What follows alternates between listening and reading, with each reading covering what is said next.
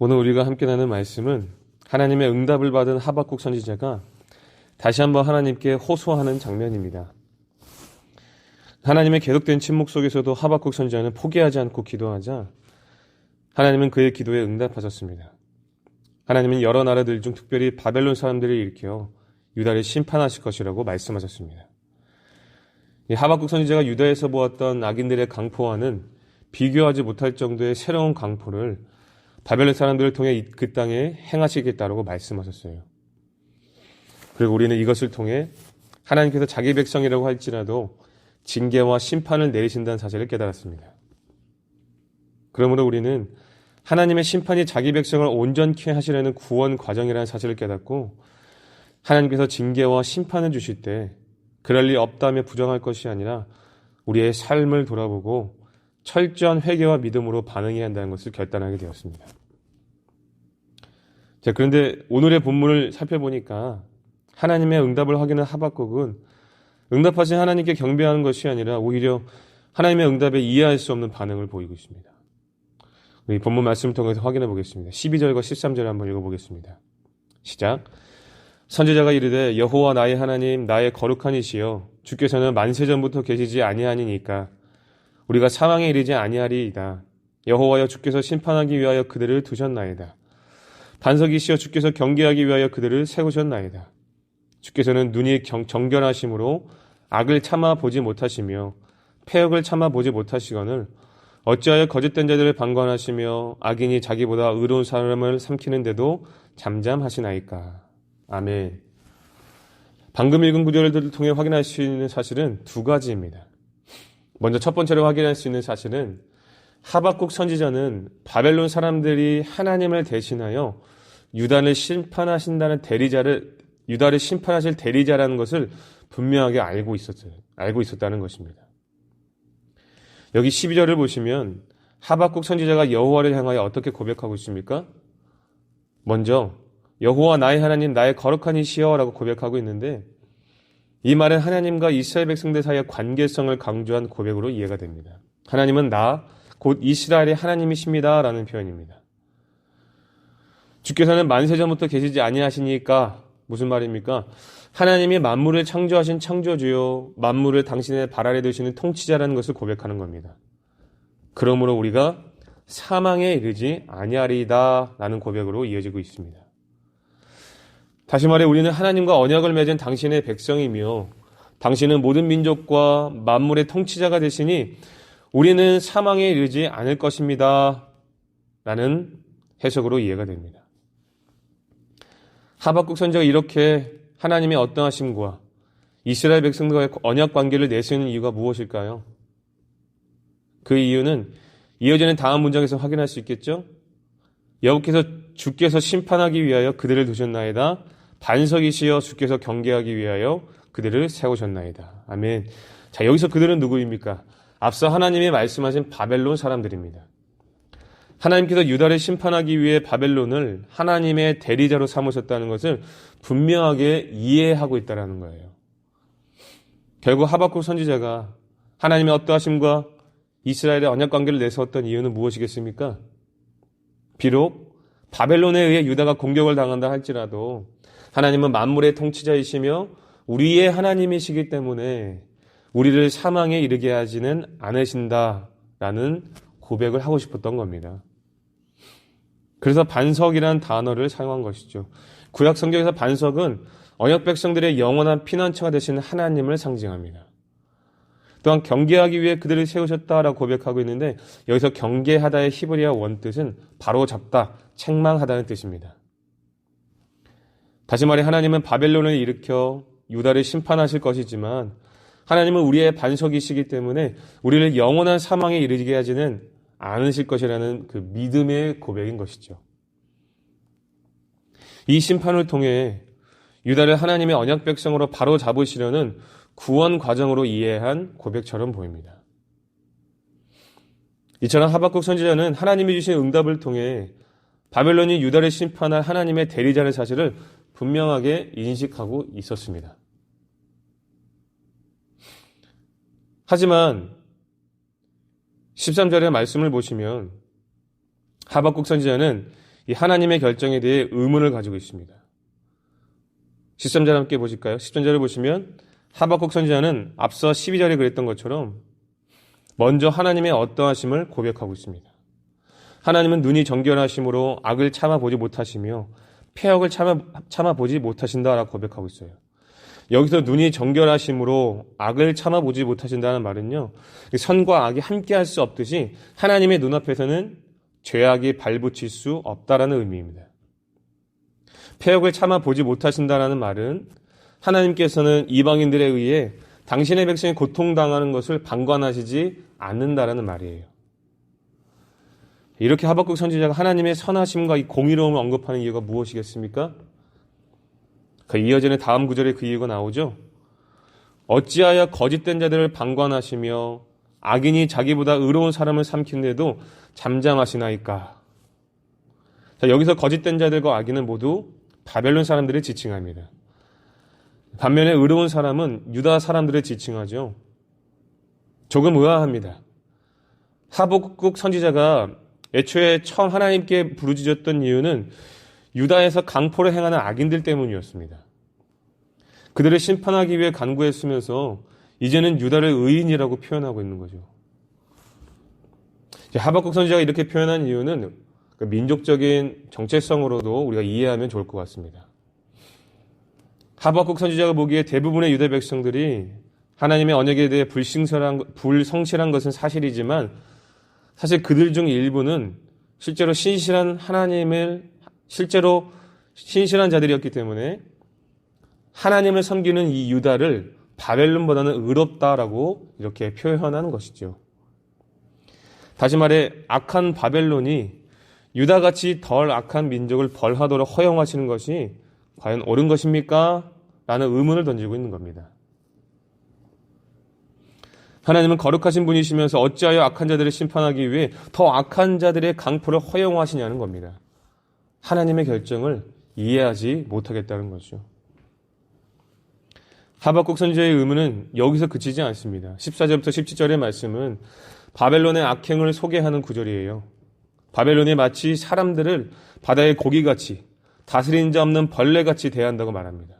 이 17절에서는 그들이 유다의 심판으로 끝이 아니라 여러 나라를 무자비하게 멸망시킬 것이라고 말합니다. 그럴 수밖에 없는 것이 하나님께서 바벨론 사람들을 심판의 도구로 결정하셨기 때문에 누구도 그들을 대항할 수가 없습니다. 하나님이 모든 만물과 민족들을 통치하시기 때문에 누구도 바벨론 사람들을 대항할 수 없어요. 하박국 선지자는 이 사실을 분명하게 이해하고 있었습니다. 하지만 바벨론 사람들은 이 사실을 모르기 때문에 자기들의 힘을 남용하여 여러 나라를 무자비하게 멸망시킬 것입니다. 이 하박국 선지자는 지금 그게 걱정되는 거예요. 하박국 선지자 입장에서 보면 덜 악한 자를 심판하기 위해 더 악한 자를 사용하는 것은 오히려 하나님께서 악을 생산해내시는 것이 아닌가라는 의문을 들게 했다는 겁니다. 그래서 18절 하반절에 하박국 선지자가 뭐라고 말합니까? 과연 이것이 옳은 결정입니까? 라고 의문을 던지고 있는 것이죠. 이처럼 하박국 선지자는 바벨론이 유다를 심판할 하나님의 대리자라는 사실을 분명하게 알고는 있었지만 이러한 결정이 과연 옳은 것인가 하는 의문이 들었습니다. 하나님의 결정을 이해하지 못하고 과연 이 결정이 옳은 것입니까? 다시 하나님께 호소했다는 것입니다. 우리 성도님들의 생각은 어떠신가요? 우리 성도님들도 하박국 선지자처럼 하나님께서 덜 악한 자를 심판하기 위해 더 악한 자들의 악행을 허용하시는 것이 악을 생산해내는 것처럼 생각하십니까?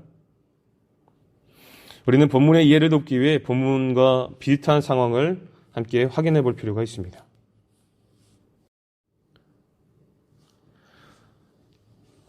출애굽기를 보면 하나님께서 이스라엘을 출애굽시키는 과정에서 바로 왕의 마음을 완악하게 하셨다는 표현이 나옵니다. 바로의 완악함을 사용하신 것이죠. 첫 번째 이유는 바로가 완악하게 굴어서 이스라엘을 놓아주지 않아야 하나님께서 그들에게 표징을 보여줄 수 있기 때문입니다. 두 번째 이유는 표징을 바로 왕과 애굽인들에게 보이사 하나님의 어떠하심을 알리려고 하셨기 때문이에요. 마지막 세 번째 이유는 여호와께서 모세와 아론에게 하신 말씀을 성취하게 하기 위함입니다. 이처럼 하나님께서 악인을 사용하시는 것에는 분명한 이유가 있습니다. 하나님께서 바벨론의 악행을 허용하시는 이유는 이 일을 통해 모든 민족과 만물을 주관하시는 이가 여호와 하나님이심을 열방에 알리시기 위함인 거죠. 그래서 유다 백성들은 강대국들을 의지할 것이 아니라 수많은 우상들을 섬기는 것도 아니라 오직 여호와 하나님을 섬겨야 한다는 것을 깨달아야 했습니다. 그래서 이렇게 선지자들을 통해 미리 유다의 심판을 선포하게 하신 거예요. 그러므로 본문을 통해 우리가 깨닫는 은혜가 무엇입니까? 하나님의 주권적 섭리를 인정할 수 있어야 된다는 것이죠.